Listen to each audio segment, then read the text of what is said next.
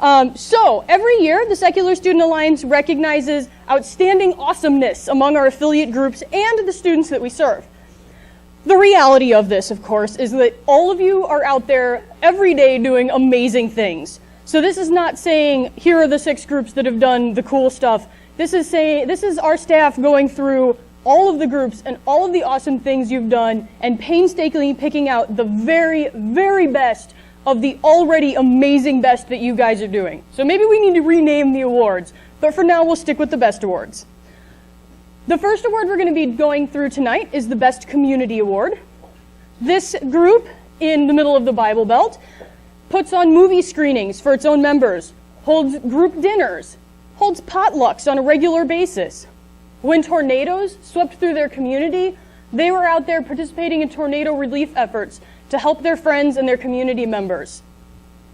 They are participating in the Leukemia and Lymphoma Society's Light the Night fundraiser and are actually our leading team in the fundraising efforts for that campaign. And not only that, they're engaged within their wider campus community by having a member of their group elected to the Student Senate at their campus.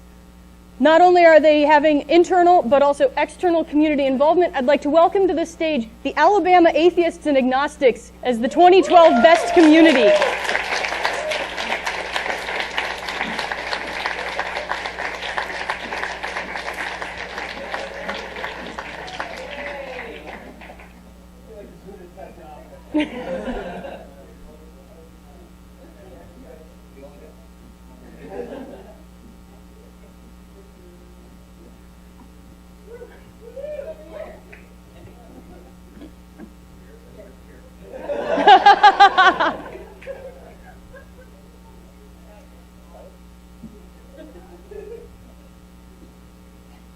All right, go away.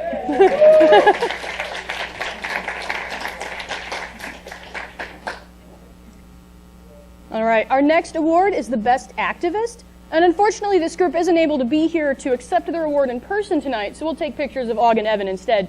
But I want to tell you a little bit about what they've done, because it's actually pretty amazing. This is a group deep, deep in the South. They are in the dry lands of Texas. They collaborate with other student groups around activist-based causes, such as Young Americans for Liberty and the African Student Association.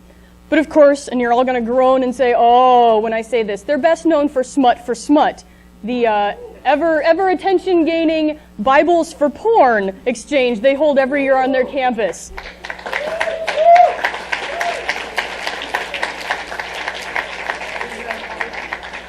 At some point here, my computer will agree with me. Here we go. Atheist Agenda at the University of Texas in San Antonio is our best activist for 2012.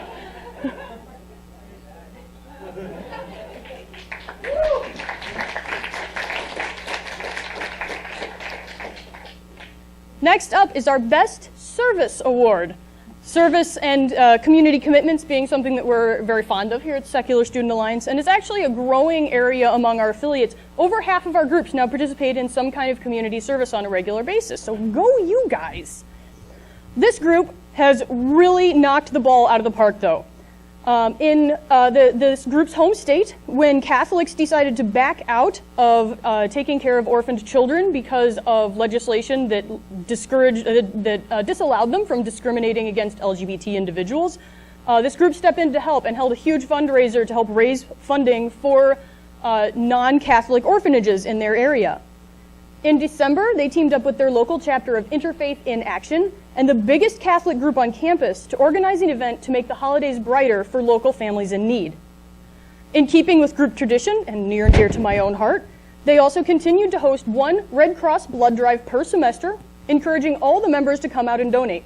In the fall, they broke their all-time record for the most blood donations, and then in the spring, they blew that record out of the water with 36 units donated. This group pitched in mid-spring semester to help clean up a local Catholic worker house, a center through which the church responds to the needs of the community through housing and feeding the homeless and others in need. I'd like to welcome to the stage this year's 2012 because we have a 2012 every year, Best Service to the Illini Secular Student Alliance. And of course they sat way in the back, so they get all this applause while they walk up here nice and slow.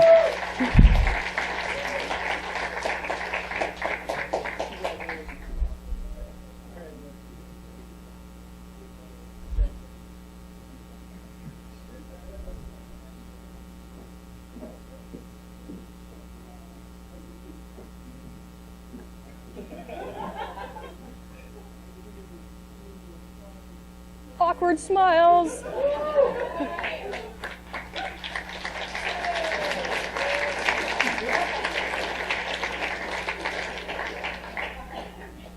Next up, we have our best educator. I believe somebody from this group is here, but I might be surprised when nobody comes onto the stage. They told me they were going to be here. In November, this group brought Dan Barker to campus for a presentation titled The Importance of Church-State Separation. Good topic. In December, they went on to organize a panel discussion on morality with the largest religious student group on their campus, which happens to be Catholic. On April 27th through 29th, they kicked that one out of the park by holding an event mentioned earlier this evening, the Freethought Festival, a student-run, free Skepticon-style conference including 21 talks, a panel discussion, a speakers' luncheon, post-conference social gatherings in the student union where attendees and speakers could freely interact, had over 700 attendees at a first-year event. This year's Best Educator is to the atheists, humanists, and agnostics at the University of Wisconsin at Madison.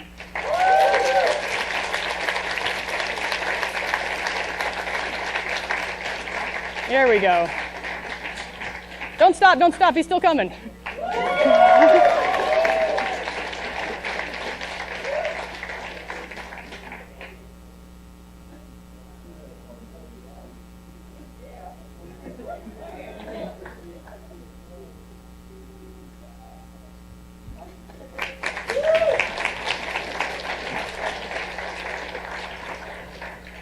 Next up, we have our Affiliate of the Year for the high school groups.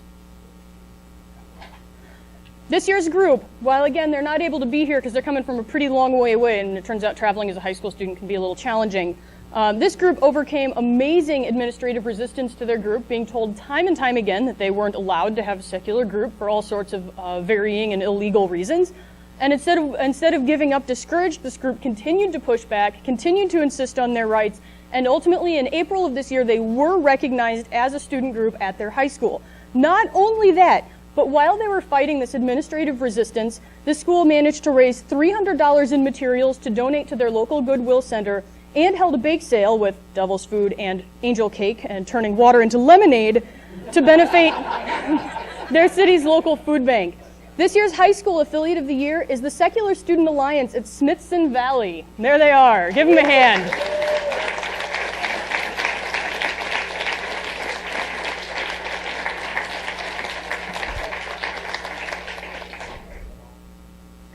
Next up is our Collegiate Affiliate of the Year. This year's group is here in great numbers.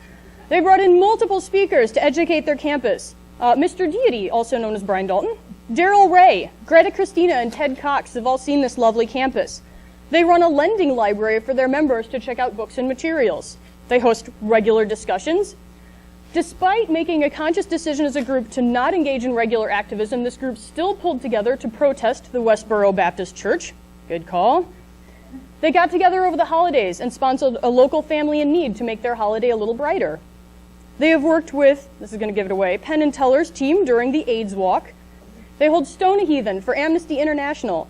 And last but not least, they've cleaned and repaired books for Spread the Word Nevada, an organization designed to promote literacy for children.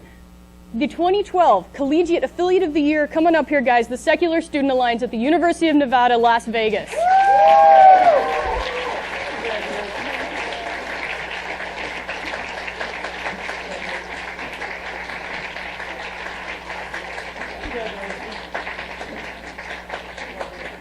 Keep going, keep going, keep going. We got more, we got more. Look at these great matching shirts. There's a feat of organizational skill right here. Squish in there, guys. Get friendly. You like each other. You took a really long car trip to get here. Come on, scoot in. There we go. Look at this. They're very organized. There we go. There we go.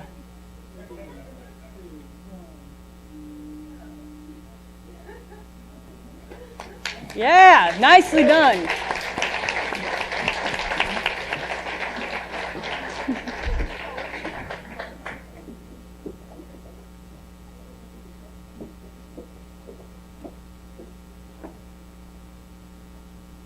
you get a chance to look at the back, their shirts are pretty good on the back too. Anybody notice that you can just like move this podium around? It's sort of been like floating the whole time I've been up here. This is nice. All right, so here at the Secular Student Alliance, we work with a lot of affiliate groups, 365 to be precise. But we recognize that it is not just the students who are key to making those groups successful, and so we recognize outstanding advisors to our affiliate groups. This year's Best Advisor Award goes to a very brave individual who is a faculty member at a Reformed Church-affiliated school where she does not have tenure. Despite this, she was willing to step forward and support the Secular Student Alliance at her school. That action won her this year's Best Affiliate Advisor Award, Dr. Amy Young from Central College in Pella, Iowa.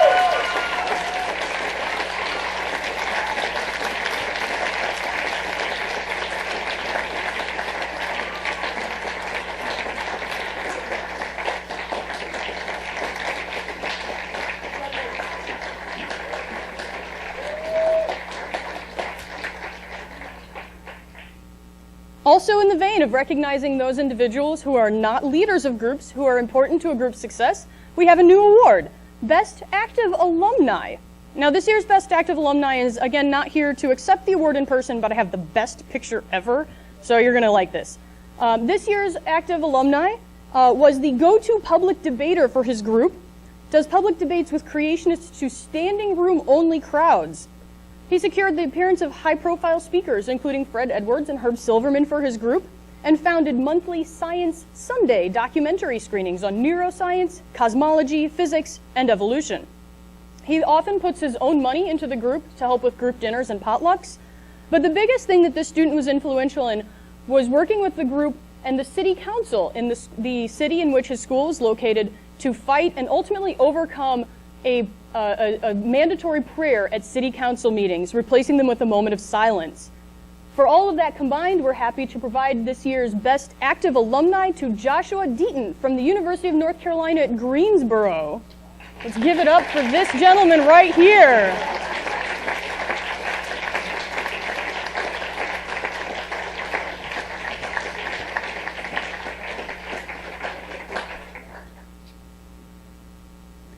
In 2011, we introduced the Best Individual Activist Awards to recognize individual student activists separately from the work that they might do with an affiliate group. We have two very exciting winners this year. At the high school level, we have a student who on the day of his high school prayer, his high school graduation, at which there was going to be a illegal prayer, filed a lawsuit against said prayer. He's been fighting that lawsuit ever since in an ongoing case. He's been working with the Freedom from Religion Foundation and has been the recipient of their Student Activism Scholarship. Max Nielsen from Irmo High School, come on up here. Our best individual activist at the high school level for 2012.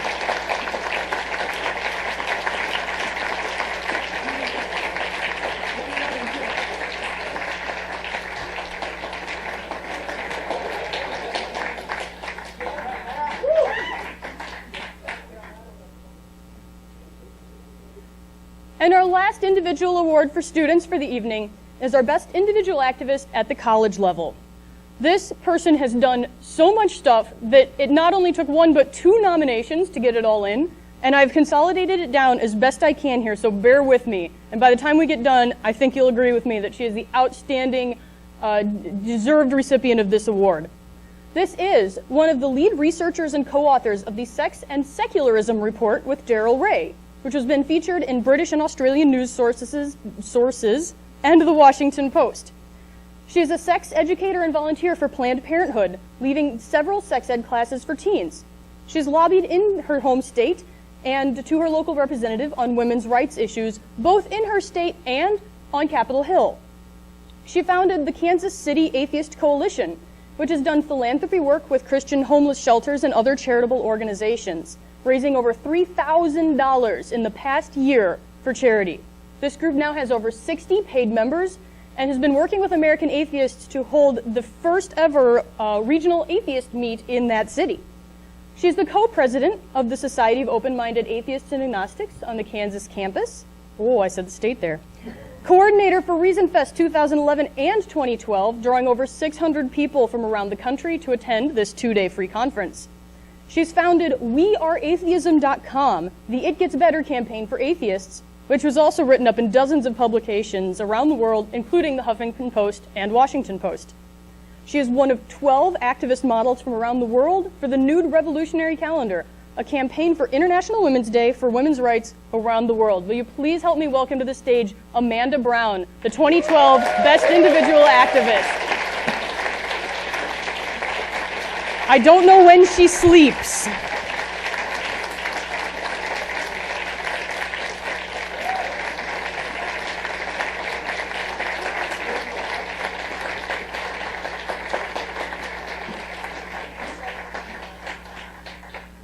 Now at this point, it's going to be my pleasure to hand over the stage to our Executive Director, August Brunsman, for one final award. This is the one that does not go to students or anyone affiliated with a student group, but I'm going to stop talking and let him take the stage from now. If we can mute the mic for just a second.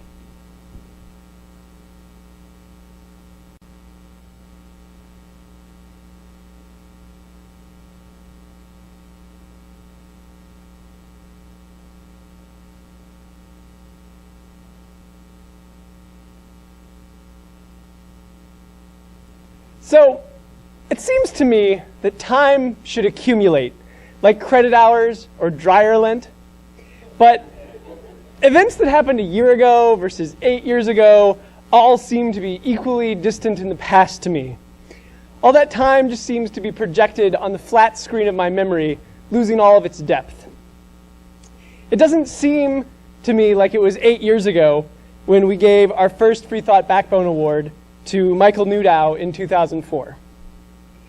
The Freethought Backbone Award is given every year at the Secular Student Alliance Convention, and there's no successful social movement that is populated by only one generation.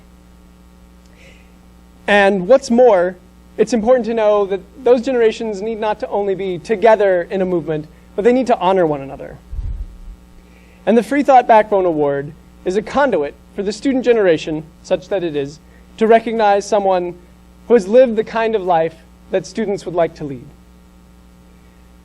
More specifically, the award honors contributions that took more than exceptional intelligence and creativity and courage, but also took tenacity, years and years of working at something.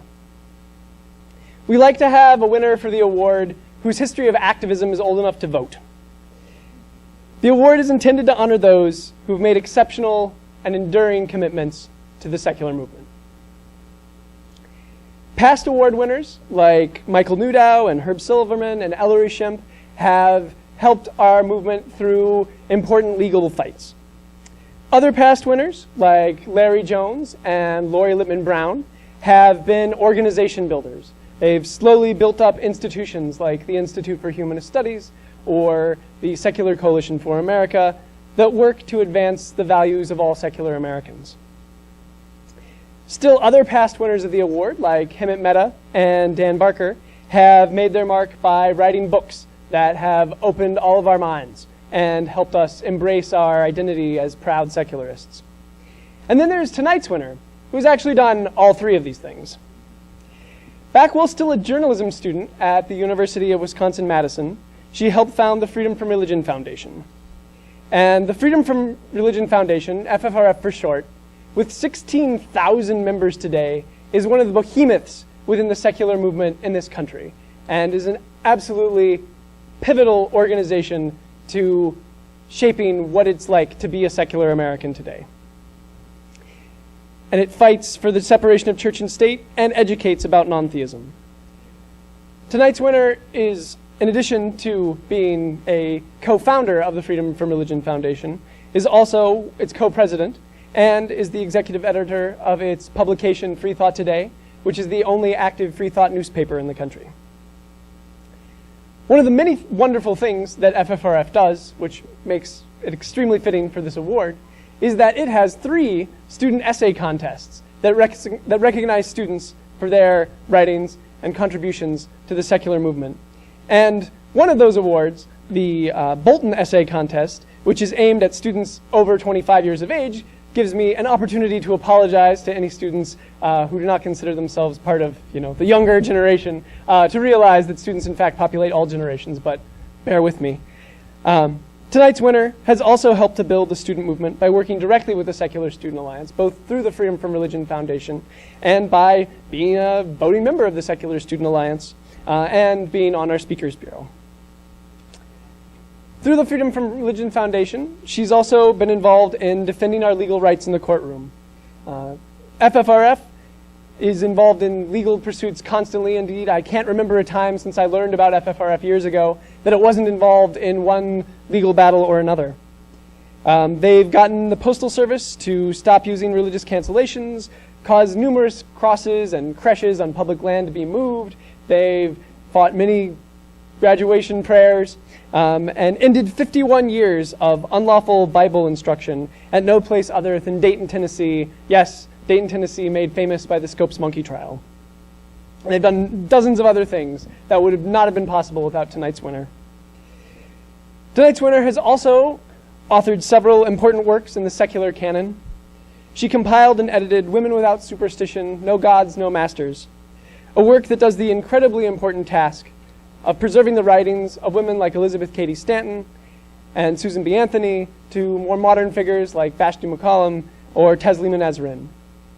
The book reminds us of how many women who fought for their political equality were not driven by some supernaturally inspired love for justice, but rather their own refusal to go along with what did not survive the scrutiny of their own minds. This year's winner is also the author of Betrayed by Trust, Clergy Abuse of Children, which was the first nonfiction work to expose the systematic and widespread cover-up of sexual abuse by clergy, both in the Catholic Church and in other institutions. So, although at least for me, time doesn't seem to accumulate, accomplishments clearly do. Tonight's winner has used her life thus far to render unto every single one of us standing up for the cause of freedom from religion a cornucopia of useful tools and precedents that make it much easier for us to stand up for our rights and to help others continue to do so for decades. Please join me in congratulating the winner of the 2012 Secular Student Alliance Backbone Award, Annie Laurie Gaylor.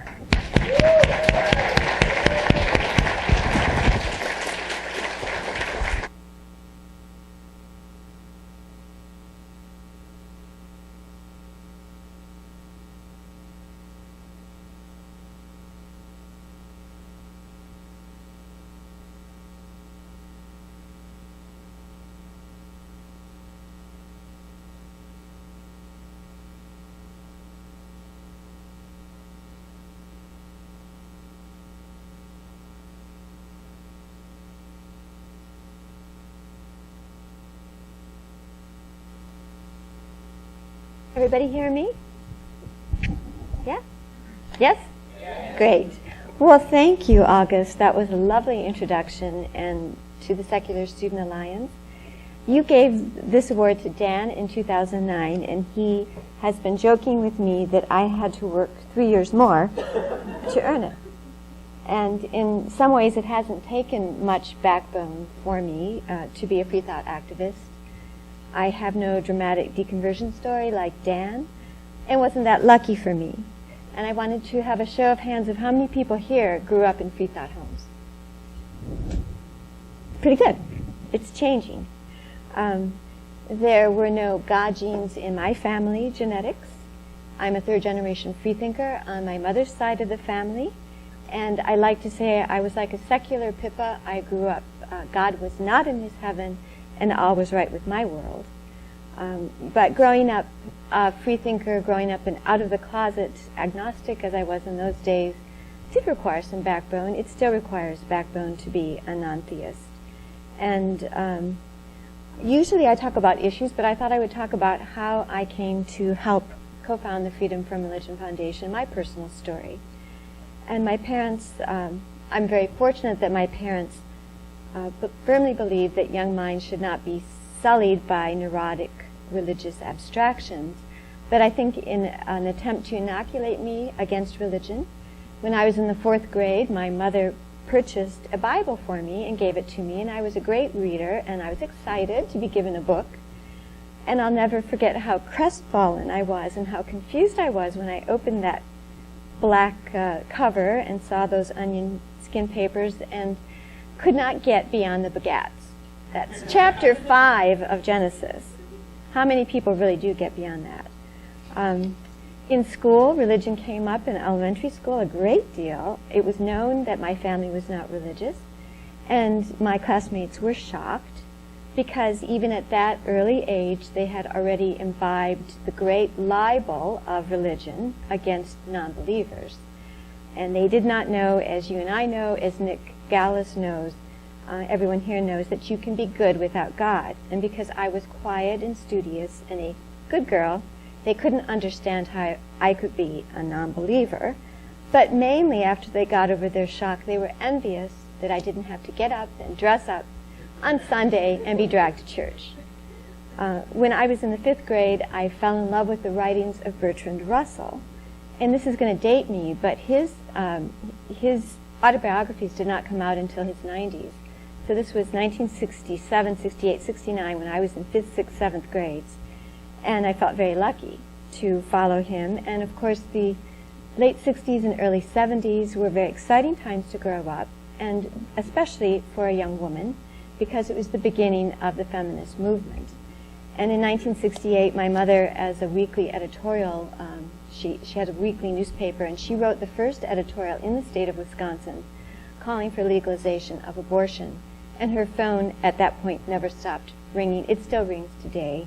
She was propelled into abortion rights activism, Desperate Women Calling, and she founded the Wisconsin Committee to legalize abortion. And as a middle schooler, I was lucky enough to trail around after her as she got invitations around the state of Wisconsin to talk about what was the most controversial issue in our state, which was the need to legalize abortion. Our very Catholic state of Wisconsin, a lot of people don't realize this, it has a progressive image, but it was the last state in the Union to legalize contraception for unmarried people. And it was the Comstock Act. Contraceptives were called indecent articles. And that was only overturned by the court at the indecently late year of 1974. So I saw that happen. And by the early 70s, my mother, with 2 other atheist friends, founded the Women's Medical Fund, which today is the longest-lived, continuously operating abortion charity in the country, paying for abortions for indigent women. More than 20,000 women in the state of Wisconsin helped by the Women's Medical Fund to exercise their rights under Roe versus Wade. And the cutoff of medical assistance for eligible women of abortion care remains one of the great harms of the Catholic Church's influence in our secular laws. I serve on the board, and my mother at age 85 is still taking those phone calls day and night, helping women. So who says atheists don't start and run charities? My mother and I would go to the hearings at the Wisconsin State Capitol trying to liberalize birth control, trying to legalize abortion, and we would see the rotunda filled with parochial school students who had been bussed in by the Catholic Church, by nuns and priests, all saying, the Bible says, God says, abortion is murder. It became very clear to us who the organized enemy of women's rights was. We knew that women should never be at the mercy of religion when it came to our rights, organized religion. And we saw that religion is the greatest impediment to moral, social, scientific, and human progress. And our eyes were opened. And I became an early feminist activist. I was on the picket line by 14. I didn't do as much, there wasn't as much going on with the Freethought movement, but at my high school graduation, I knew that there was going to be both a priest and a Protestant minister, and they were going to give an inane invocation and benediction. So I came prepared with my sign saying graduation prayers unconstitutional. The TV cameras went right to it. The prayers were dropped a few years later in Madison. And when I was 21 and a college student, my mother and I decided to start the Freedom from Religion Foundation, and this is how it happened, very simply. We became aware that the Madison City Council and the Dane County Board were opening their meetings with prayer, not only prayer, but calling in clergy. They were always Christian to Jesus. They were even calling clergy into some subcommittee meetings, and we were shocked And we asked to be put on the agenda to say why we didn't think they should be praying on government time. And we thought that it would sound much more powerful than just having the two of us show up if we had a group. And we had always liked the idea of freedom from religion. We had been thinking more and more that this principle of freedom from religion was not even recognized, even though it was just as important and just as safeguarded as freedom of religion in our Constitution. As my mother has always said, there is no true religious liberty without the freedom to dissent. And so we showed up. We said we were with the Freedom from Religion Foundation. Other people asked to join us, and that is how our alliterative group was born. And we thought it would only take a few years to disabuse the country of Jerry Falwell and the religious right. Truly, we were naive. We thought the pendulum was sure to come back. And by the way, it did take a year, but both our city council and county boards dropped their opening prayers. And I do want to digress a moment about prayer because it's been such a theme of the Freedom from Religion Foundation. Prayer by government meetings continues to be one of the most common violations that we get complaints about from our members and members of the public. And also, secondarily, prayer at public universities. And the best way to end them is for you to go down in person and complain. You're a squeaky wheel, you're a constituent. FFRF will write a great backup letter, but they're much more apt to answer to a local official, a constituent who complains. And I had never got over the prayer at my high school graduation. I went to the University of Wisconsin-Madison and realized that they were going to be praying at my graduation there. I happened to see one of the agendas. So as a sophomore, I got in early. I decided to complain, and this was one of the easiest, I think, and most influential victories that I ever had for separation of church and state. I went to the senior class officers. I gave a little 5-minute homily about what was wrong with prayer at a public university. They agreed with me. They went to the chancellor. He agreed with them. And in less than a month, prayer was dropped. Now, it did get a lot of publicity, and so the Wisconsin State Journal tried to make trouble. The morning paper went and interviewed people at the graduation ceremony mid-year and found that a majority supported the lack of prayer. Nobody ever misses prayer at a public function. So even one person, one individual, one student, as we have learned from Jessica Alquist, can make an enormous difference. And as we've seen with so many of our student activist awardees, and so glad to see them here today, Duncan, Henderson, Harrison, Ford, Max, it's really fun to see everyone here. Working with students is absolutely our favorite activity at the Freedom from Religion Foundation.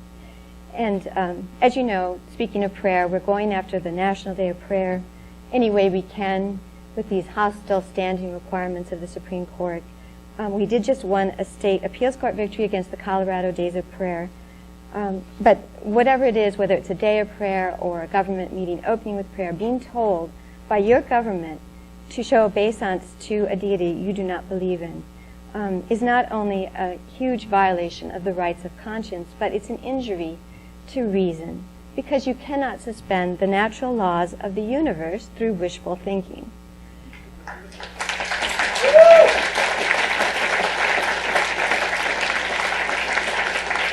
And as my mother likes to say, and we have a bumper sticker, nothing fails like prayer.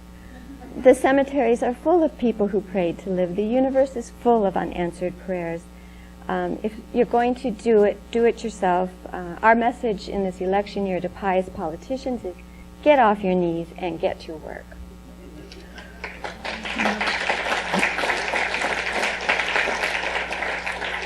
Now, 10 years after I put down that Bible in some disgust, I took it up again because I was taking a women's studies class called Female Sexuality in the Law, and we had to write a term paper, and I thought I would do a term paper about what the Bible said about religion. I thought I knew what it said, but I was shocked. And my 76-page term paper only rated it B+. I'm still miffed about that.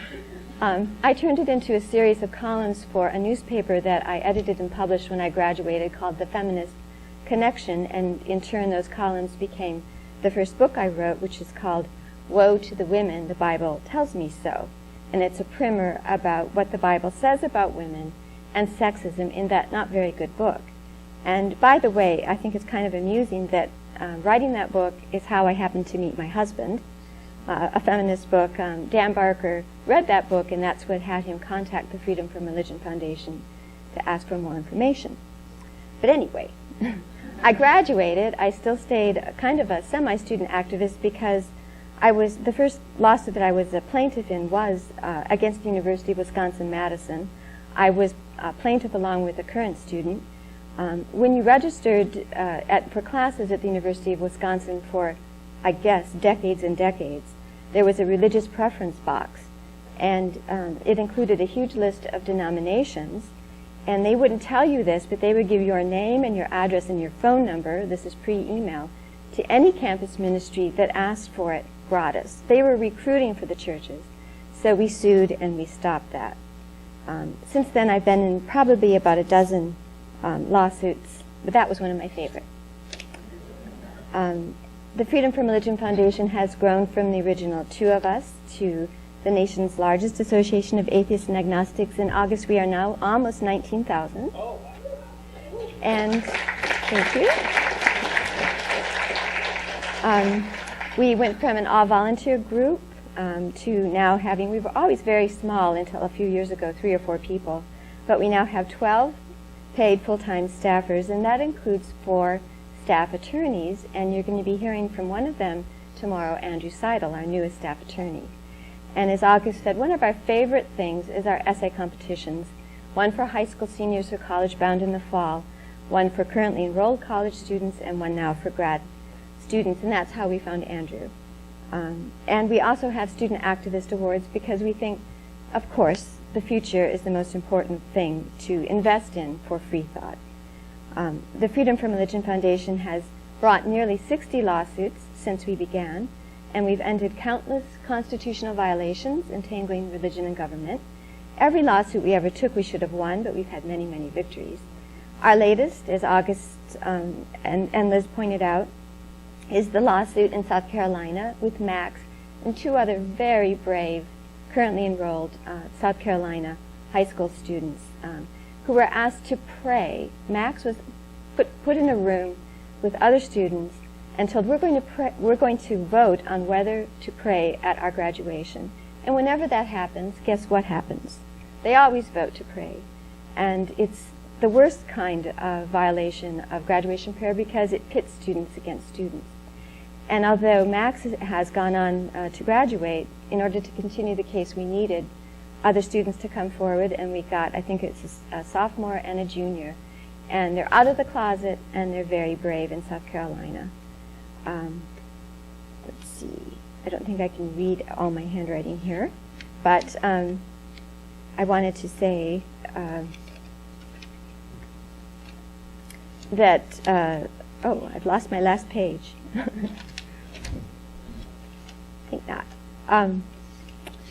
At the Freedom from Religion Foundation, we do work very, very hard to keep God out of government. We don't think there's anything more important than working to defend the First Amendment. We think it's a privilege to work for a nonprofit, to be a free thought activist. Whether you're a professional activist or you're a volunteer activist, what you're doing is so important. We have never had more non-believers in this country. We have never had more youth who are non-believing. You're the largest segment of non-believers today. 20 years ago, I was despairing of the future of the free thought movement because students were so religious. And so it's wonderful to see a renaissance of free thought, but we have a lot of work to do in this country where half the population rejects evolution. And a superpower that cannot engage in critical thinking but accepts supernatural thinking is not going to stay a superpower, and it's also very dangerous. It's been a great privilege for me to work for Free Thought. It's awfully fun to give the Catholic Church the old one too. I don't know if you've seen our ads, Julia Sweeney's ads that have been appearing on television. going after the bishop's war on contraception. We have a billboard up on Times Square saying, "Quit the church, put women's rights over bishop's wrong." That's really fun. We had a big full-page ad in the LA Times on July 4th saying the same thing, "Quit the church," and getting a lot of response on that, because I don't think it's enough to promote atheism. It's not enough just to be an atheist. It's what we stand for, keeping religion out of government, and also for freedom. At the Freedom from Religion Foundation, we put so much emphasis on our legal fights because freedom depends on freethinkers. We have to stand for freedom. We have to stand for women's rights against the bishops. We have to stand for gay rights against the religious lobby, the only lobby that opposes marriage equality. And but it's also fun to come out of the closet. And we have our Out of the Closet campaign. I don't know how many of you were in Columbus to see the billboards that went up last year. The Out of the Closet billboards, August and Amanda and Ashley were part of it. And we also have an Out of the Closet virtual billboard. If you can go to ffrf.org/out, and we'll be unveiling another leg of it. And I guess that brings me to my conclusion, which is that I have just 3 suggestions of an easy activism for you, and I'm preaching to the converted with student leadership activists. But first, the easiest and most important thing to do to promote atheism is to come out of the closet, because so many out there in America have never knowingly met an atheist. And so you can wake them up. And the second thing I think that is terribly important to do is to correct any religious disinformation, any lies, distortions by the religious right. For example, that America is a Christian nation, that God is in our Constitution, that our laws are based on the 10 Commandments. This is the big lie of the religious right. So countering it, never letting that record go uncorrected is terribly important, that we were the first nation to adopt an entirely secular and godless constitution. They didn't pray when they adopted our Constitution.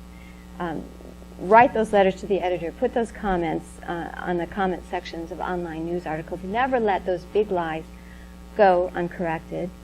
And the third thought I would leave you with is that whenever there is a violation of the separation between religion and government, or dissing of atheists and our rights, make a fuss. And I'm sure some of you in the near future will be getting a Backbone Award too. So thank you.